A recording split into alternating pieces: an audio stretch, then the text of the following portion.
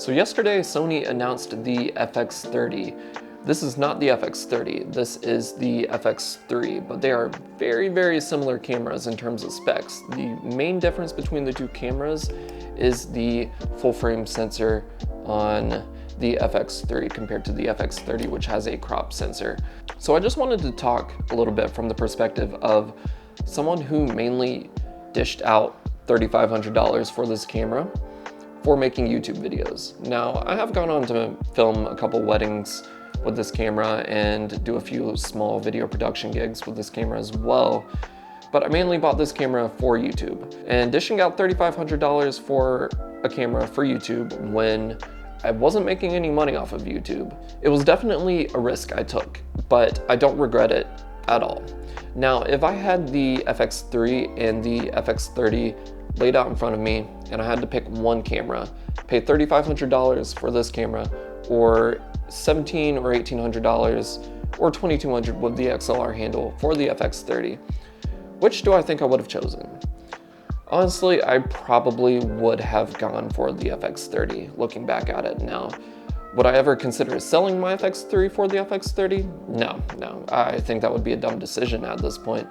But I think if I had instead gone with the FX30, even though it does not have the same low light capabilities that this camera has, I could have still made it work, even though the 12,800 ISO has come in handy plenty of times. So if you're thinking about buying one of these cameras and you can't decide which one you want to get, then there's a couple things you should probably consider. Obviously, the FX30 is a crop sensor, so you're not going to get the same ISO performance. You're not going to get the same shallow depth of field from f1.4 or even f2.8 lenses. For me, the shallow depth of field doesn't really matter because I mainly shoot most of my videos at higher apertures anyways. So in fact, having that crop sensor just means more of your image is actually in focus, which I would actually like. I would not complain about that at all. Now, the one caveat to the FX30, other than the fact that it's a crop sensor, is when you're shooting in 120 FPS, it crops in an additional 1.5 times, I believe. So you're basically shooting on a micro four thirds sensor at that point for 120 FPS. I've maybe shot 120 FPS on this camera once, and maybe that was for B-roll, but most of the times, I think 60 FPS is more than enough for any kind of slow-mo action most of the time, especially for the type of videos I make where I rarely do any slow-mo, and if I do, I'm just slowing down some like close-up detail shots of a camera or something for a video. So that's one big deciding factor. Also, the fact that it does not have a mechanical shutter, but if you're not buying this camera or the FX30 for a mechanical shutter anyways, because you're probably not going to be taking very many photos. So I don't think that even matters at all. The reasons I think a lot of people might want to buy the FX30 over the FX3, if you want to spend that additional almost $2,000 for the FX3 just to have a full frame sensor and better low light performance, I think for most people, it's not necessary at all. Because with the FX30, you get everything great about the FX3 otherwise. You have the Cine EI mode, you can import LUTs onto the camera, you can shoot, just the fact that you can shoot in 4K 120, even if it is cropped, is absolutely amazing because you can pay $2,500 for the A7 IV and you can't shoot 4K 120, you can shoot 4K 60, but it's cropped in, but you can shoot 4K 60 uncropped, even though it is technically a 4K sensor already. And the 4K footage is downsampled from 6K. So I think if you're planning on getting either one of these cameras and it's specifically for making YouTube videos, I think the FX30 is probably the smarter decision because think of everything you could do with that additional $2,000.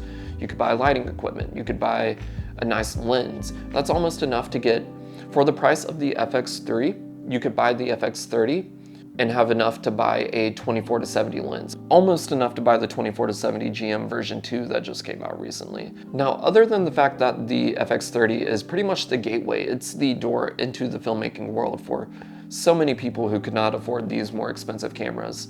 Now, don't get me wrong, $1,700, $1,800 is still definitely not cheap. But if you want a camera capable of what this camera or the FX30 can do, you're not going to find anything at that price. Now, I think Sony might have released the FX30 as a competitor to something like the Blackmagic 6K. The one thing the 6K does not have that the FX30 does have is autofocus, which is so important, especially for YouTube videos, and if you're filming yourself, you want to have autofocus. If you don't have autofocus, it's going to be a lot more difficult. So to sum it up, I definitely think the FX30 is the better choice if you're solely creating YouTube content or you just want to get into filmmaking. Now, I would be lying if I said that I wasn't tempted to sell my FX3, get the FX30, then pocket the extra money I had left over. And I know there's probably going to be a lot of people out there that might actually do that.